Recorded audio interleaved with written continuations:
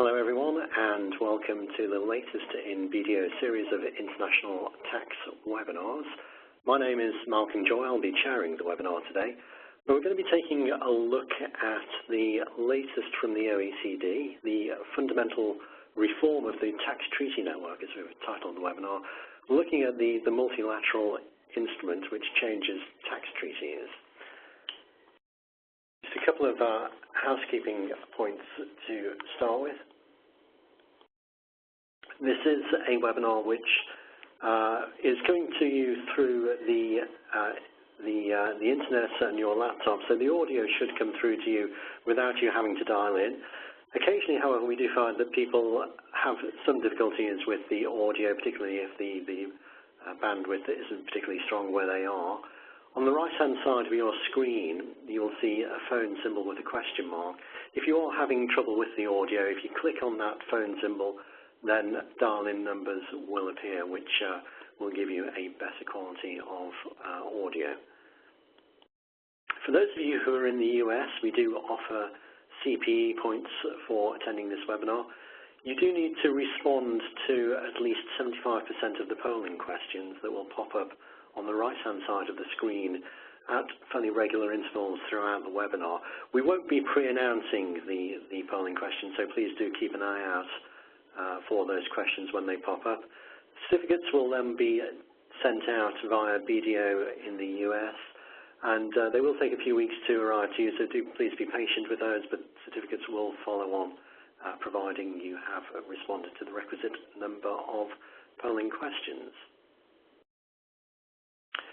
So I'd just like to introduce my fellow presenters today. We have Hans Noordemir from the Netherlands, Sean Doko from the US, and John Wanfor from Canada. Hans and John will be talking through the main technical points on the multilateral instruments, and Sean will then provide a US perspective. The agenda for today is I'll provide a quick overview and introduction, and then hand over to John and Hans before going on to the US perspective. So just a little bit of context to start off with. We all know that tax laws are set by individual governments and that they're enshrined in domestic legislation. And we know that tax treaties primarily exist to facilitate trade between countries. They're there to eliminate double taxation, which would otherwise happen when two countries' tax systems overlap. And if double taxation occurs, then obviously it inhibits international trade. So we know why we have tax treaties, but I think it's quite easy to forget the significance of the network of tax treaties for international trade. They do play a very important role in the operations of many multinationals, and if you look at many of the ownership structures that exist for multinational groups, and also if you look at the regular flows of certain payments, things like interest, withholding tax, royalties, dividends, etc., then to a large extent they are determined by the network of tax treaties. We also need to look at tax treaties to determine to what extent we have a taxable presence in a foreign country where we might be operating. So that we do therefore rely quite heavily on the network of tax treaties. Now, when the BEPS initiative was kicked off by the G20 back in 2013, it was clear that many of the possible reforms of the international tax system would require changes to the tax treaty network. But the tax treaties themselves do take many years to negotiate. They're complex, and there are thousands of them in existence. So it was clear that we would need a radical solution to the overhaul of the tax treaty network.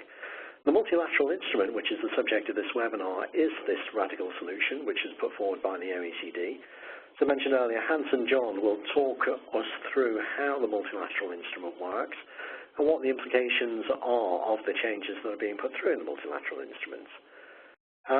But perhaps one of the more intriguing issues around the multilateral instruments is that the US, obviously a very major economy in the world, is not one of the countries that has signed up to the multilateral instruments. Now, this doesn't mean that the US multinationals are not affected by the multilateral instrument. And Sean from BDO in the US will talk us through the implications for the US businesses. He may also offer us some insights as to why the US is not a signatory to the multilateral instrument.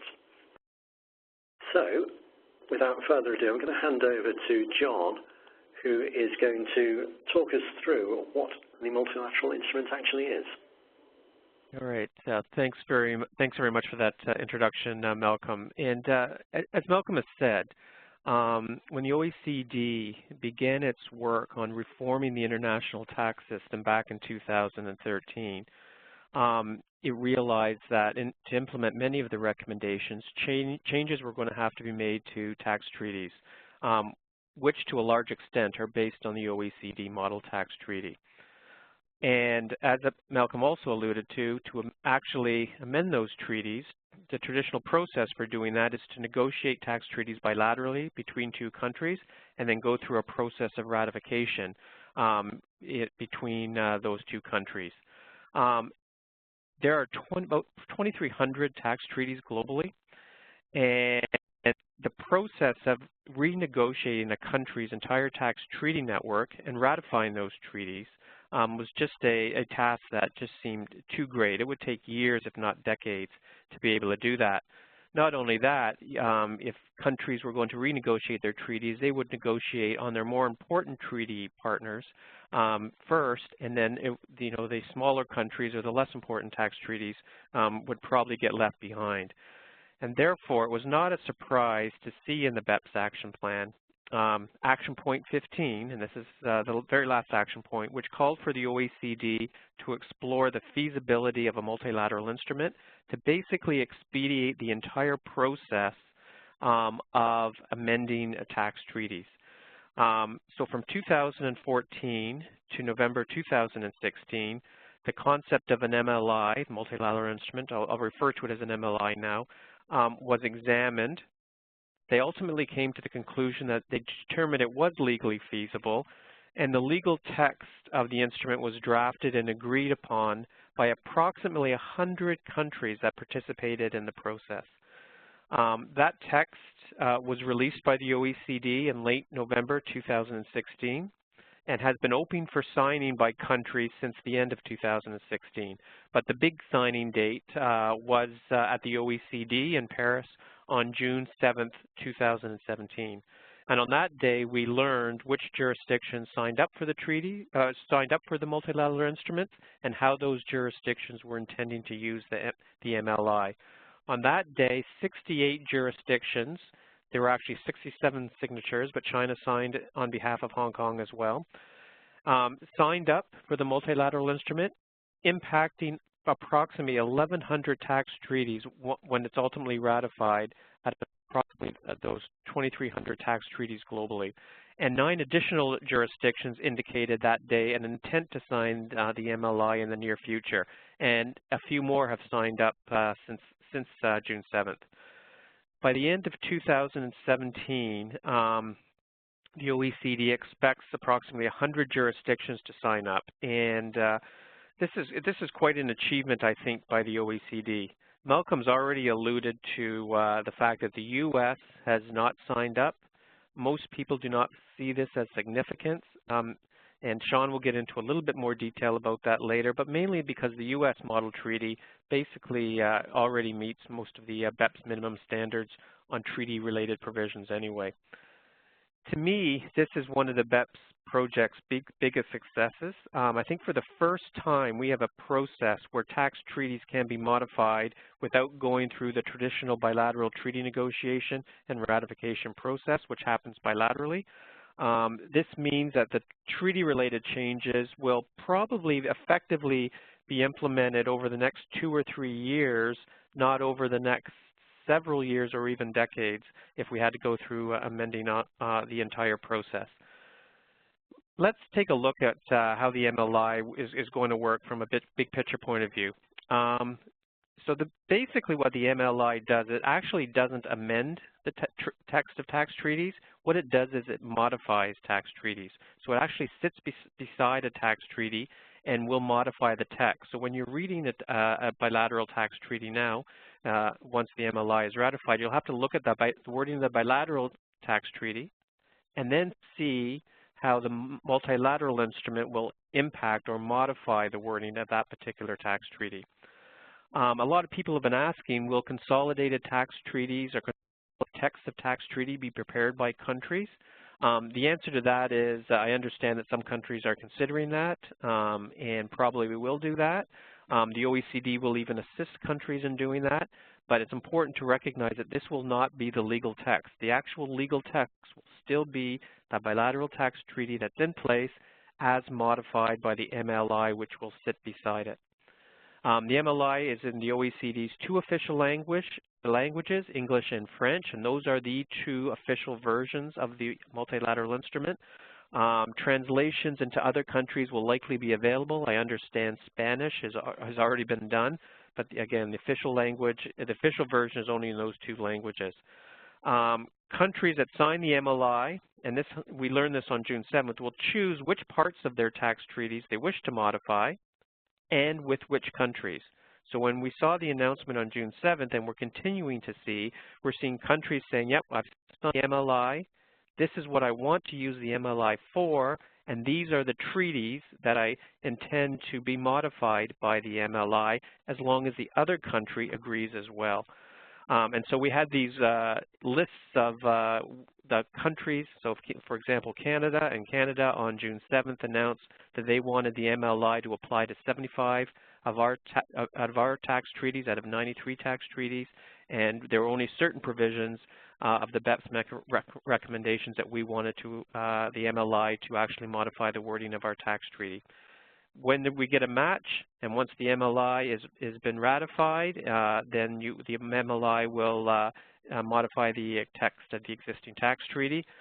Ultimately, the OECD will release a database that hopefully will match the particular tax treaties that are modified by the MLI, but we expect this to be quite a complicated process. There's a lot of information out there right now, and it is a little bit confusing to work your way through that information to determine what treaty is going to be amended and how. We could just move on to the next slide to just see what the actual provisions of the BEPS recommendations will actually be modified by the MLI. And I think you can group that into four main areas of the BEPS recommendations, which require changes to the text of bilateral tax treaties to actually implement the recommendations. Those are the four buckets: are recommendations with respect to hybrid mismatches. Hans is going to, in a few minutes, go through those as to how the MLI will modify tax treaties to implement those changes. Treaty abuse and the recommendations with respect to tax treaty abuse and who can benefit from relief available under a tax treaty. This is a huge impact, I think, from the MLI, which we'll get into in a little bit. Tax treaties are often used to reduce taxes, and using third-party jurisdictions and routing income or investments through a third-party jurisdiction can provide tax benefits. And the concept of treaty shopping has definitely come under attack under the BEPS process. So this is a very important change. The third thing is the avoidance of permanent establishment status. The changes that the OECD have recommended to the definition of permanent establishment designed to eliminate specific provisions or situations where taxpayers were avoiding a taxable presence in another jurisdiction. So that's the third bucket. And lastly, and I'd say the last one is at least a good news for taxpayers, all the things that need to be implemented, the measures that are designed to improve the dispute resolution mechanisms between two countries, the goal of resolving tax disputes over taxing rights more effectively and efficiently. And I'll include in that bucket recommendations with respect to arbitration processes, which are a means to help resolve tax disputes as well. So those are the four main buckets in terms of what the MLI is intended to modify tax treaties. If we could just go to the next slide, please. Well, when's all this going to happen? And let's just look at the steps as to what needs to happen. On the left-hand side is kind of a timeline of what's already happened, from the release of the text of the multilateral instrument to the signing ceremony in Paris. that happened just a month ago in June. What needs to happen now is the MLI needs to get into force. So how does that happen? The first thing that needs to happen is that the MLI must become a legal document, and that will only happen once 5 countries ratify the MLI domestically. Once 5 countries have ratified the MLI domestically, 3 months after that date, after the 5th country does it, it becomes an effective legal document. Then the question becomes, well, when does the MLI actually modify an existing bilateral tax treaty? Well, the answer to that is both countries will have to follow their will have to have ratified the MLI following their normal domestic procedures to ratify a tax treaty. Once both countries that are party to a bilateral tax treaty have ratified the MLI and exchanged instruments of ratification, 3 months after that date, the MLI will become effective to modify the provisions of that particular bilateral tax treaty. Any changes, then we go on taxes, and taxes like things like withholding tax rates and things that are often modified by tax treaties. When will those changes become effective? Well, in a particular bilateral tax treaties, changes relating to the withholding tax will only become effective on January 1st following the year in which the ratification has taken place by both countries. So that once a second country is ratified, then you go to January 1st of the next year, and that's when withholding tax rates will be modified if that has been modified by the MLI. With respect to other taxes, basically 6 months after ratification of the MLI. So at that. Okay, no, thanks, Charles. It was just as you were going through that, there was just a few questions that sprang to mind. I mean, you mentioned early on there that when the MLI was first being mooted by the OECD, there was some concern as to whether or not, just from a legal perspective, such an instrument could be brought into existence. Is there still any lingering concern about the effectiveness of the MLI as a sound legal document, or has that largely been put to bed? Yeah, well, I'm certainly no lawyer, but certainly I think the way the OECD has done the MLI is very smart, because basically the MLI, for it to be an effective legal document, must be ratified by individual countries. So basically passed into law by individual countries who are going to use the MLI. By ensuring that countries do that, they're respecting the sovereign right of countries to adopt the MLI as a way to modify their tax treaties. So they're leaving it up to countries to basically make it legally effective. And so I haven't heard any noise lately that the MLI is not an effective legal document. I think it's a very interesting way for the OECD to accomplish its goal. And the 68 countries that have signed up for it, is that more than was originally expected? I know there was some concern that maybe not that many countries would sign up for it, but 68 does seem quite a lot of countries to have signed up in the initial wave. Yeah, 68 in the initial wave, and the OECD, and I think they're quite right on this, they're expecting close to 100 by the end of the year. I think some countries just weren't quite ready to sign up. And they had 100 countries involved in the negotiation of the MLI. So, you know, the fact that they expect pretty much all those countries to sign up by the end of the year, I think it's a great success. And I guess part of the enthusiasm for signing up to the MLI is coming from some of the smaller countries, which you mentioned. One of the features of changing the treaties in this way is that all the treaties can be changed in the same time, as opposed to the bigger countries focusing on their larger trading partners and ignoring some of the smaller countries. So perhaps that's one of the reasons it's been so popular in the first wave. Yep, absolutely. Yeah, and interesting though to look at the countries that haven't signed up, and also the countries. The fact that we've got some countries choosing which treaties they're going to apply this to. You mentioned Canada has chosen, I think it was 75 treaties that the MLI would be effective for, which interestingly is more than the 68 countries that have signed up. So presumably they're just waiting for the other countries to join in the process, and they'll be there in readiness for them. But there are some interesting ones that Canada has excluded, I understand, No, yeah, it's an interesting thing because when I first looked, we have 93 tax treaties, and when I first looked at what are to be the covered tax treaties on June 7th, the first thing that stood out was Germany was not and Germany signed up for the MLI just like Canada signed up for the MLI. And your natural reaction is, well, what the heck's going on here? And after a bit more examination, I noticed that Switzerland also was not on the list, which is an important tax treaty for Canada. Shortly after the MLI was signed, though, Canada confirmed that we were going into renegotiations with the German and Swiss tax authorities on the renegotiation of our bilateral tax treaty. So it's not like Canada's not intending to amend those particular treaties. They're just choosing to do it on a bilateral basis rather than relying on the MLI. And so, you know, I think different treaties, that countries might exclude different treaties for different reasons, but often there will be a story behind why a particular jurisdiction has been included. What the OECD did ask countries to do was basically say, look, please consider using the MLI to amend all tax treaties and then only eliminate countries from your list if there was a good reason to do so. Okay. Well, thank you for that, John. That's a good introduction to the process of the MLI and how the MLI has come about, how it operates.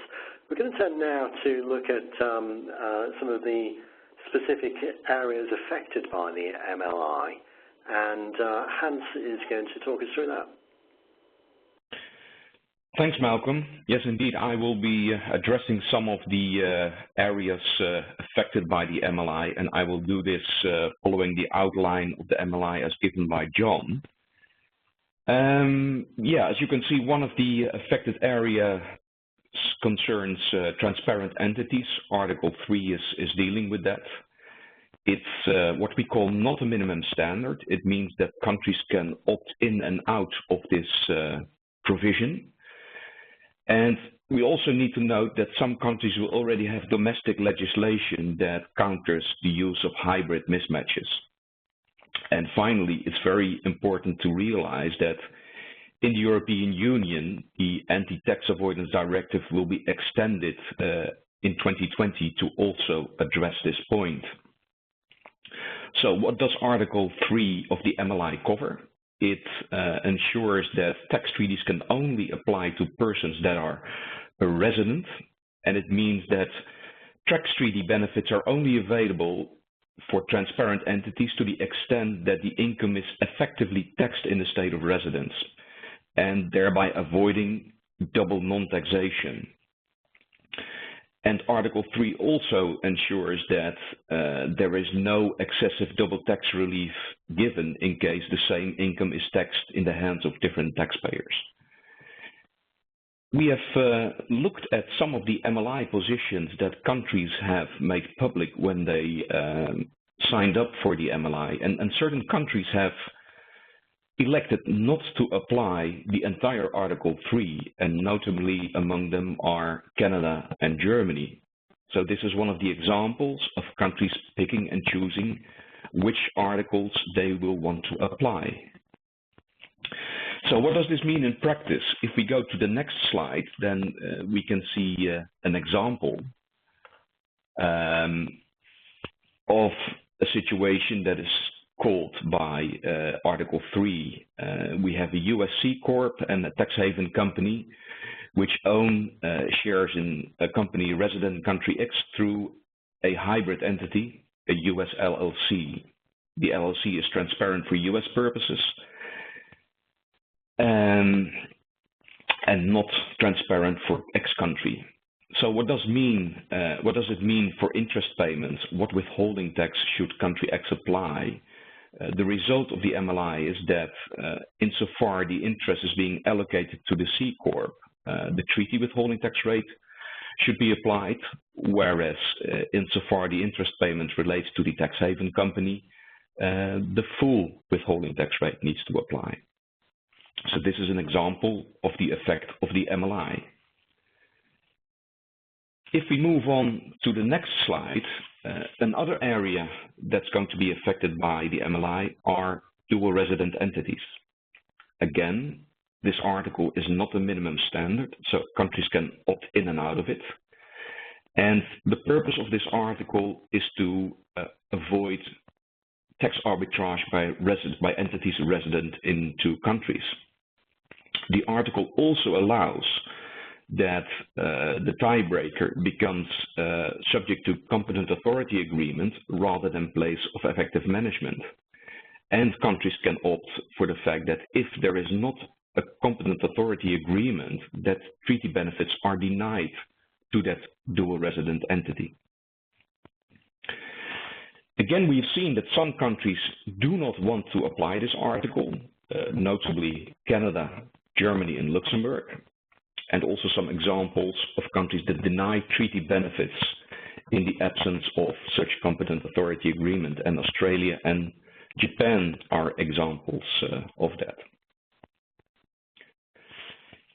If we look at the next slide, then we see an example of a structure that's being targeted by Article 4.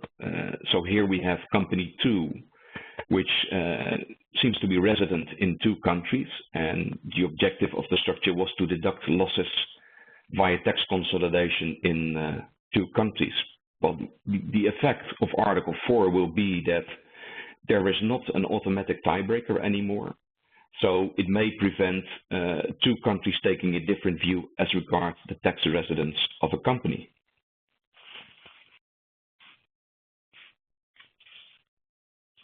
Hans, can I just, come in with a question there on the, I mean, to what extent, the example you've got there involves some dual resident entities. We've just been looking at some other hybrid entities in other examples. To what extent are we still seeing multinationals make use of things like dual resident entities in corporate structures? Well, I think there's still quite a number of structures around that have these dual resident entities.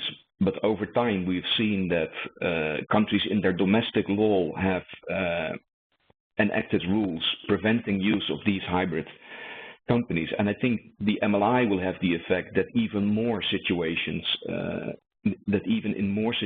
it will not be possible anymore to use these hybrid entities.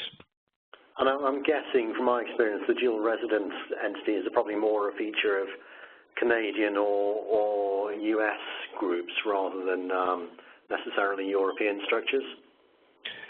That's true. We often see them in US structures. And there, of course, it's quite interesting to note that the US has not signed up to the MLI. So, yeah, it will be interesting to see how that will impact structuring going forward. Okay. I think the next article, Article 7, that's one of the most important articles of the MLI. It's a minimum standard, which basically means that if a country signs up to the MLI, then it also signs up to Article 7.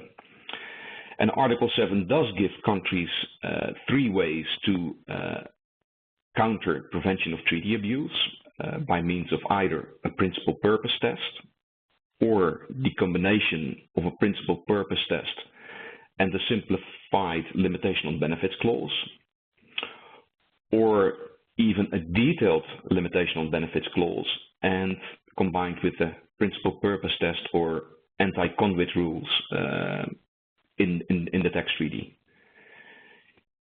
Option 1 is the default choice, and having looked at some of the provision election made by the countries signing up for the MLI, it seems that most countries will opt for option 1.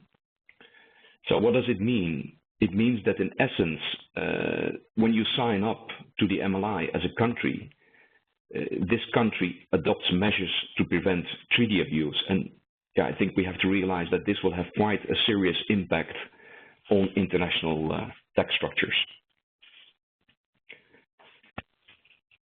Indeed, MLI, or the principal purpose test in the MLI is a key element.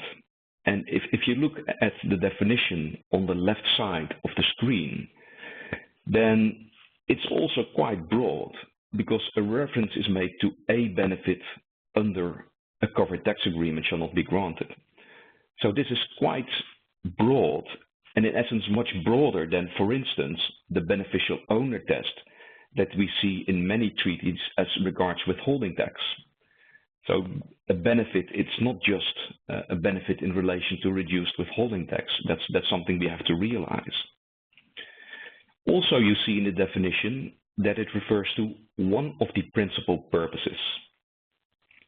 And if you look at a structure, then tax is very often a consideration, because if you set up a structure or an entity somewhere, you usually do not want to increase your tax burden. So it's definitely something you look at. The question is, will countries interpret that particular consideration then as one of the principal purposes? I think we can expect quite some discussion and perhaps controversy about that. When you look at the commentary to the MLI, then reference is made that also the BEPS commentary is relevant. And from BEPS Action 6, it follows that economic substance in the treaty country is key. If you have economic substance to be in a particular country, then there's a good chance that the principal purpose to set up the structure is not to gain a treaty benefit. And, well, we have to wait and see how all the countries will actually implement that. And it's expected that countries will take different views on that. Thanks, Hans. So when you think back to the original aim of the whole BEPS initiative, there was a lot of concern that double tax treaties were being abused. They were originally intended to facilitate trading activity between nations without creating double taxation. But one of the concerns behind BEPS was that treaties were being used to permit double non-taxation, so profits were falling between the gaps. And this introduction of the principal purpose test, I think that's clearly seen as one of the key ways of addressing that perceived abuse. But from what you've just been describing, it sounds like there's still going to be quite an element of judgment in all of this. And to what extent do you think this will be effective in preventing the abusive use of tax treaties to permit double non-taxation? Indeed, I think that the key concern is the element of judgment that is still being allowed. And if there's such room for judgment, then yeah, there's of course the expectation that countries will interpret it differently. To a certain extent, that's also foreseen in the MLI, and countries can make the choice that if one of the contracting parties invokes the principal purpose test, that before actually applying it, they need to consult the other jurisdiction and come to an agreement if the principal purpose test indeed needs to be applied. So that may be a balancing of powers there, which prevents a too widespread use or misuse of the principal purpose test. But still, it's an area of concern, and I think we just have to wait and see how that develops in practice. Indeed, and of course, this isn't the first time that we've had to look in some detail about treaty abuse, and there have been some cases internationally on treaty abuse over the years, notably a couple of Canadian cases. I think, John, you're going to talk us through now the Velcro case in particular, and how that fits in with the latest on principal purpose test. Yeah, happy to do so, Malcolm. And yeah, there's been some significant cases in Canada on treaty abuse. The Canadian government has been quite active in trying to tackle treaty abuse, and historically been very unsuccessful doing so. And there's been three main cases in Canada, two of which use where the Canadian government attacked the realization of treaty benefits because they said the beneficial ownership test was not satisfied. That's in the current wording of bilateral tax treaties. Just a word with respect to the uncertainty that we're entering into with respect to a principal purpose test. The principal purpose test is a general anti-avoidance rule, and I come from a jurisdiction where we've had a broad general anti-avoidance rule on the domestic level for 20-some years now, and it does enter a lot of subjectivity and uncertainty into the interpretation of rules. One key point of the principal purpose test is that you only need to have one of the principal purposes to be taxed for it to apply. That's unlike our Canadian GAR, for example, where you get the GAR as long as the principal purpose is a non-tax purpose. That is not the case with the principal purpose test. It's a much more broadly worded general anti-avoidance rule, which is going to create some challenges. So let's just take a look at the Velcro case and quickly see how this is going to happen, because this is a case where the taxpayer was successful. Simple facts, we had Velcro Canada, which was a subsidiary in Canada, and the Velcro brand and the IP and technology of Velcro was all held in a Dutch company. Royalties were paid to the Dutch company. At the time this structure was in place, there was a 10% withholding tax on the royalty payments made from Canada to the Netherlands. If you could just go to the next slide, please. And so what happened is the Dutch Velcro Industries decided to relocate the residents of tax residents of Velcro Industries to the Dutch Antilles. What that meant, though, was now we had royalty payments being made from Velcro Canada to a Dutch Antilles company. There is no tax treaty between the Netherlands and Antilles. Therefore, the withholding tax rate on the royalty payments was going to be 25%, not 10% at that particular time. This all happened back in 1995. So what the taxpayer did was basically assign the IP licenses to a new company, Velcro Holdings BV, which was tax resident in the Netherlands. And therefore, Velcro Canada now started making the royalty payments to Velcro Holdings BV in the Netherlands, not to the Dutch Antilles company. Ultimately, most of those royalties were passed on to the Dutch Antilles companies, and that was in the facts situation. Velcro Holdings didn't have a lot of substance in it, but it was legally constituted.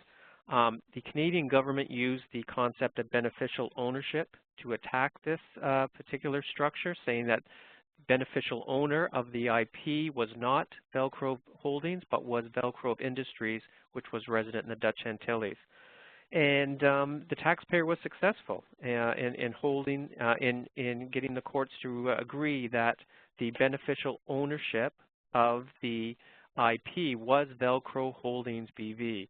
And that's because they met the 4 key elements of beneficial ownership: possession of the IP, use of the IP, risk associated with the IP, and control of the IP.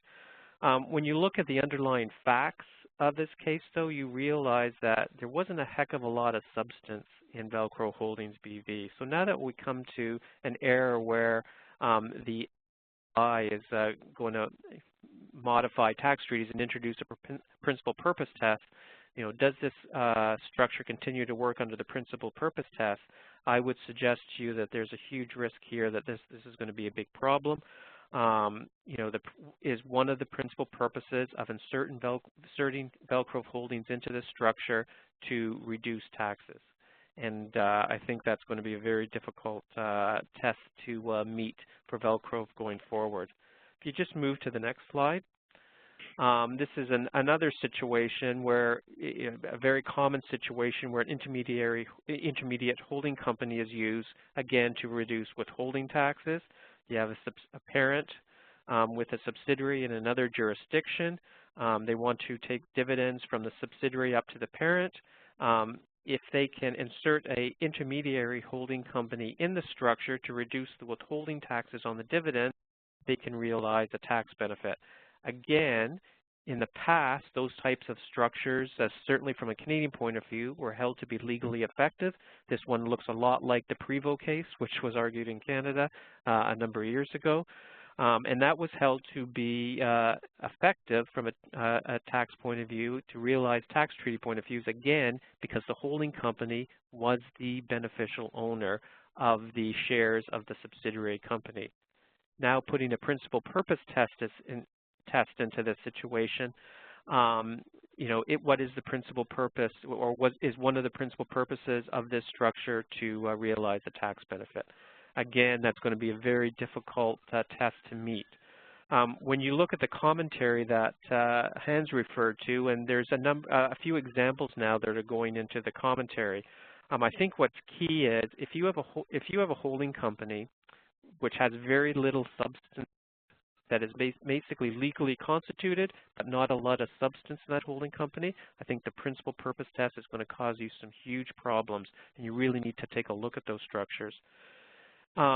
There is an example in the commentary about regional holding companies, and if regional holding companies are held in a jurisdiction where their organization already has substantial business operations and substance, there's a better chance that the principal purpose test will not apply, as the holding company could arguably be in accordance with the object and purpose of the provisions of the tax treaty, which is one of the exceptions, which is the main exception to the application of the principal purpose test. So I think we're going to see some very interesting days coming up with respect to the principal purpose test. There are a lot of structures out there that are effective today to reduce taxes, particularly on flows of income between third countries, withholding taxes on interest or dividends or royalties.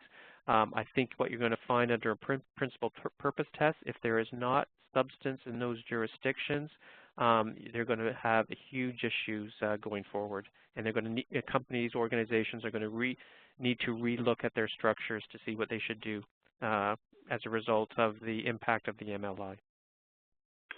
Thanks, John. And I think you're right. I think, as you say there, there's going to be a lot of structures out there that now very much need to be reviewed to see if they are still effective if you have intermediate holding companies. So that was a look at the principal purpose test. We're going to move on now to another area which has got very significant practical application. I know it's an area that we get an awful lot of questions about. And that's the question of when a permanent establishment is triggered when you are operating in a foreign country.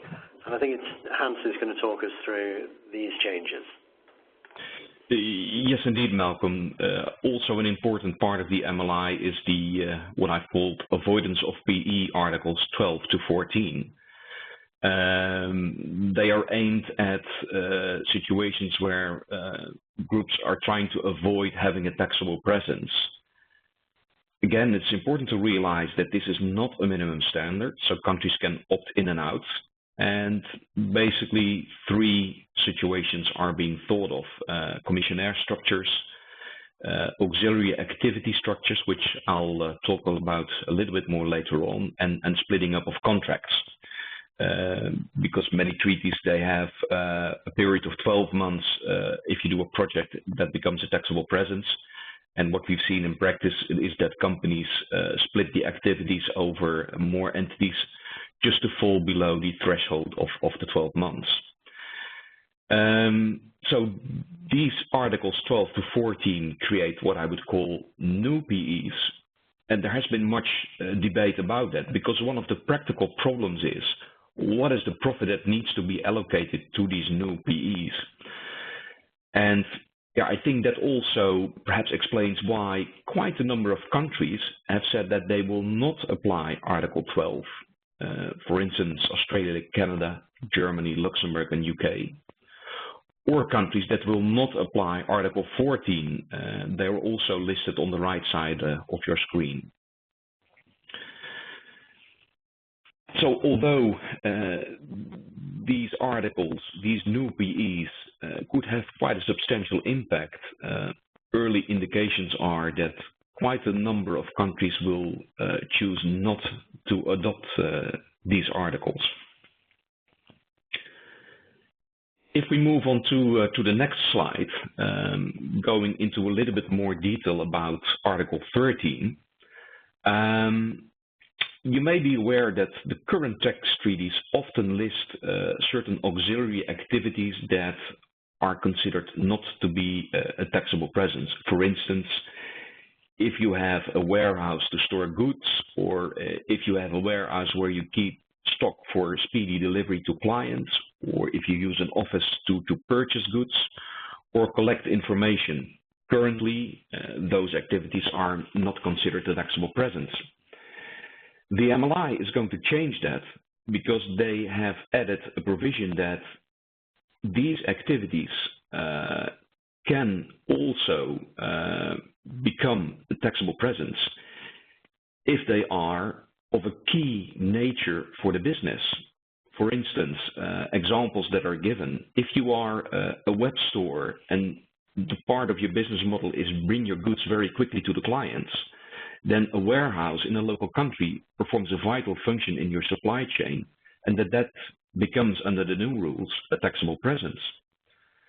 Similarly, if you are a company that's in the business of purchasing and selling a particular type of goods, say flowers, then you can have a purchasing office in another country that is essential to your business, because that's how you make sure that you buy the best flowers available. In the new situation, that would also become a permanent establishment. So it's quite important to realize that this is quite an important change, but it's also quite difficult to assess. And in essence, it requires a transfer pricing type of assessment to see, okay, is the activity in the other country of a vital nature or not? Article 13 also adds what we call an anti-fragmentation rule, and we can see that on the next slide. Again, using the example of a group engaged in a web store business, what they currently did is trying to split up activities over various group companies, so a separate storage company, a transport, and a marketing company. And although each of them has a presence in the other country, under the current rules, that's not yet a taxable presence.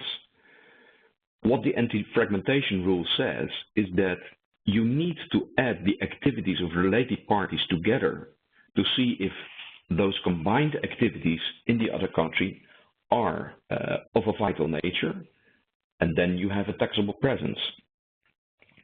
So I think, to the extent that this article will be applied by various countries subscribing to the MLI, this will have a very, very big impact and requires a thorough review of your supply chain to see if your company is affected by this.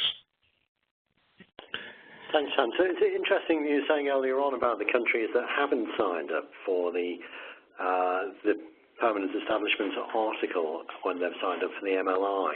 And certainly in the UK, that was one of the most eye-catching things we heard when we were talking to the revenue in the UK. The reasons we were given in the UK as to why the UK hasn't signed up were partly that the most egregious examples of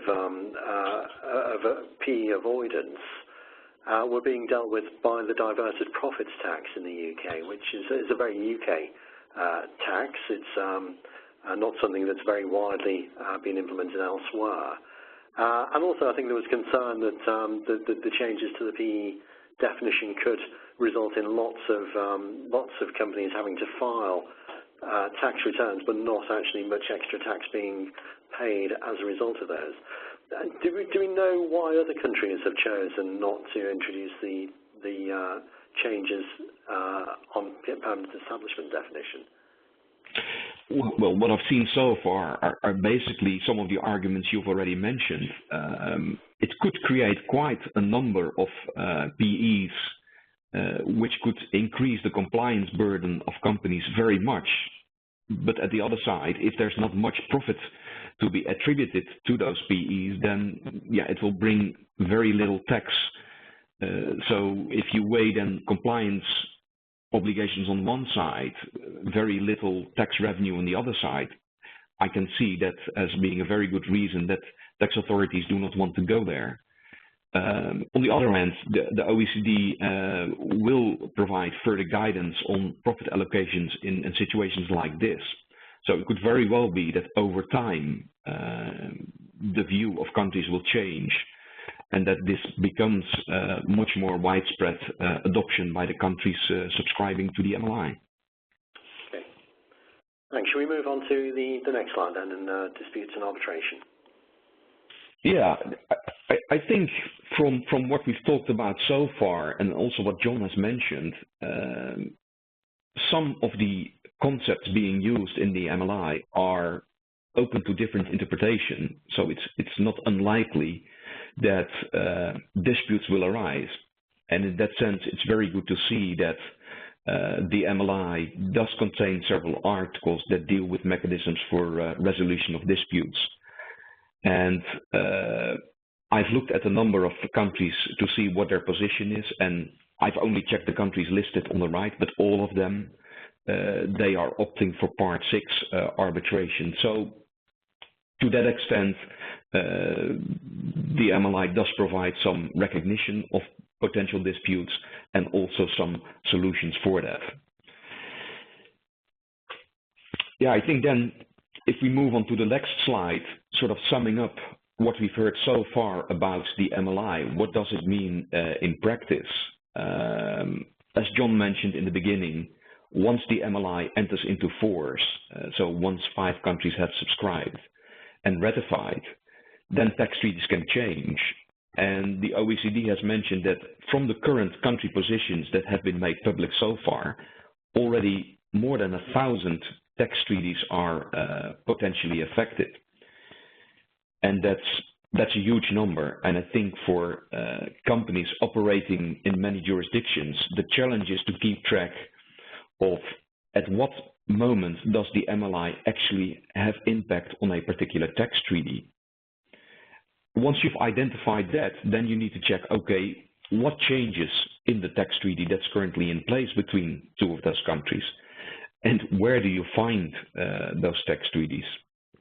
I've seen that just a couple of days ago, the OECD introduced a beta version of a software database where you can compare 2 countries to see the provisions that they have elected or they have opted in and opted out of.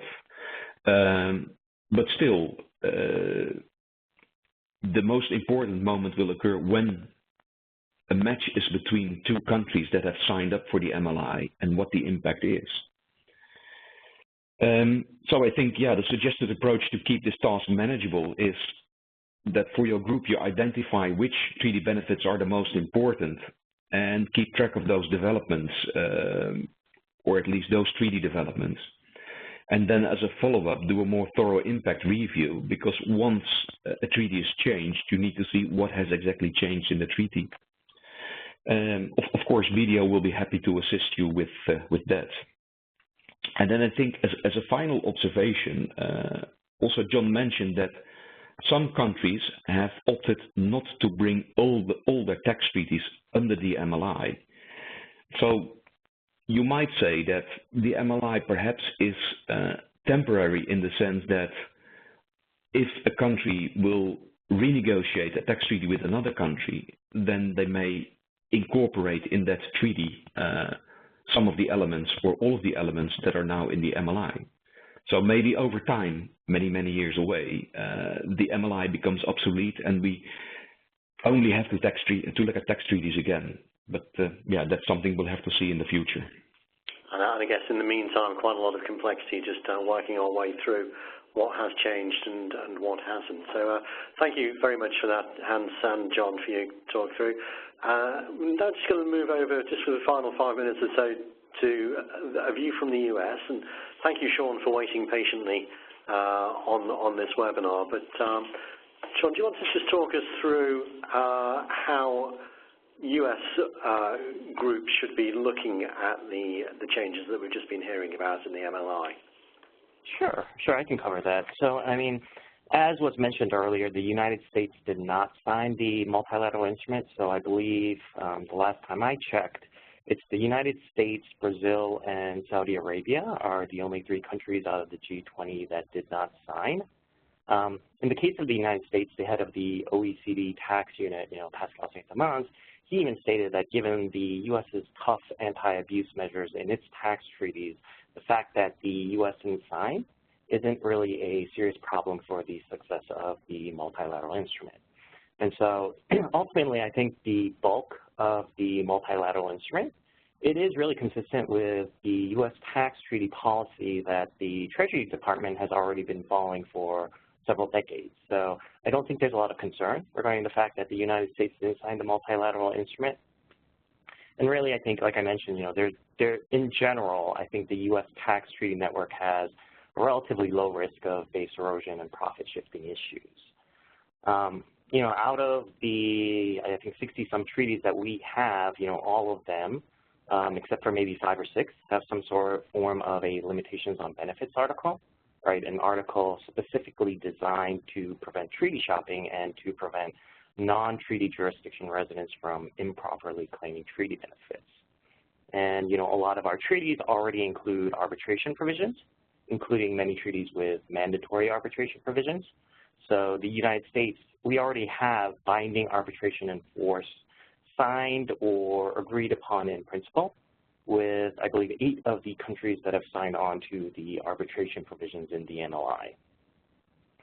The U.S. tax treaties, most U.S. tax treaties include a savings clause, which is also consistent with the multilateral instrument, to make it clear that the United States reserves the right to tax all income items of U.S. citizens, residents, and U.S. corporations. Another reason why the United States didn't sign the multilateral instrument is because of certain procedural issues. The State Department, so that's the executive department that handles foreign policy issues, they would need to approve. And also the U.S. Senate, they generally have to approve tax treaties negotiated by the United States. So, Treasury officials stated that, Senate would probably want to have some kind of assurance that all of our treaty partners share the same interpretation of what the multilateral instrument does to bilateral tax treaties.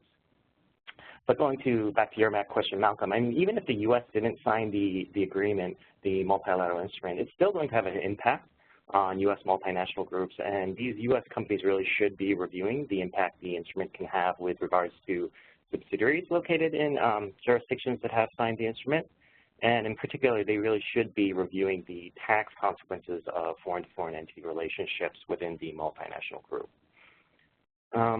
The last point I wanted to mention was that even though the United States didn't sign the U.S. Treasury, didn't sign the instrument, the Treasury Department has left open the possibility of signing the instrument at a later date, and there really hasn't been any official decision made about whether the U.S. will sign or participate in the future. Okay. I think those are the items that I wanted to cover. Yeah, no, thanks for that, Sean. I guess in the U.S., the question of tax reform still dominates. In fact, our last webinar back in March was focused very much on the proposals that were out for tax reform at that time. And I guess that's much higher up the agenda in the U.S. than signing the multilateral instrument.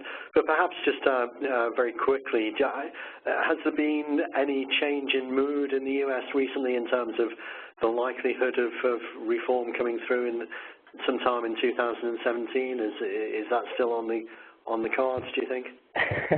I guess it depends on who you ask. I mean, we have, a Republican tax plan, the blue plan, we have the Trump tax plan, or I should say, it's really an outline. It's just a one-pager with really no details. I mean, some of the key changes in both plans are lowering corporate tax rates and moving to a territorial system. I mean, right now, tax reform has taken a backseat to healthcare reform. But still, Paul Ryan, the Speaker of the House of Representatives, he essentially vowed to complete tax reform in 2017. And so I think his plan is to tackle tax reform in the fall of 2017, after the summer recess, and get it finished before 2018, which is an election year in the U.S. I don't think anyone wants to be working on tax reform, or if it's even feasible to do so in an election year. At the same time, William Hoagland, he is the Senior Vice President of the Bipartisan Policy Center in Washington, and he was the former Republican Staff Director for the Senate budget. Yesterday, he was quoted in an article as saying, there's a train wreck coming with regards to tax reform, and essentially saying there's no way for comprehensive tax reform to occur in 2017, which isn't too reassuring overall. So, is tax reform coming in 2017, or is it going to be more short-term tax cuts? I think it's a little too soon to say.